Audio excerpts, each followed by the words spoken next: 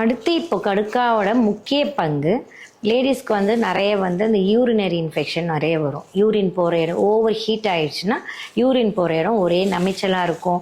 வெளியே போகும்போதெல்லாம் அவங்களால வந்து அந்த நமைச்சலை தாங்க முடியாது. அந்த மாதிரி சமயத்தில் வீட்டில் இருக்கும்போது இந்த கடுக்காயை தோல் நீக்கிட்டு நல்லா ஒரு சொம்பு நிறைய சுடு தண்ணி வச்சு கொதிக்கிட்டோன்ட்டு இந்த கடுக்காயை ஒரு 4-5 போட்டு கேஸ் ஆஃப் பண்ணி வச்சுடுங்க. வச்சுட்டு வெதன்னு கை சூடு பொறுக்கிற அளவுக்கு அந்த இடத்த க்ளீன் பண்ணிங்கன்னா அந்த எரிச்சல் 2 நாளில் சரியாக போயிடும். அதே மாதிரி உங்களுக்கு வந்து யூரின் இன்ஃபெக்ஷன் இருந்த தடையுமே இல்லாமல் போயிடும்.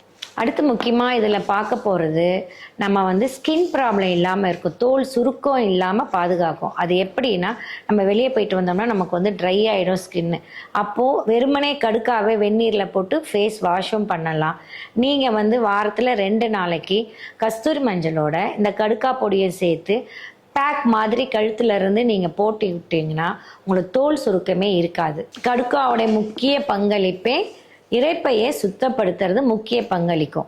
இரைப்பையை சுத்தப்படுத்தினா இரவில் நைட்டில் படுக்க போகும்போது நீங்கள் எல்லாம் எது வேணாலும் சாப்பிட்டுட்டு நைட்டு தூங்க போகிறது மாதிரி ஒரு 1/2 ஸ்பூன் கடுக்கா பொடியை வெந்நீரில் கலந்து குடிச்சிட்டு படுத்தீங்கன்னா காலையில் பவுல்ஸ் உங்களுக்கு கிளியராக இருக்கும்.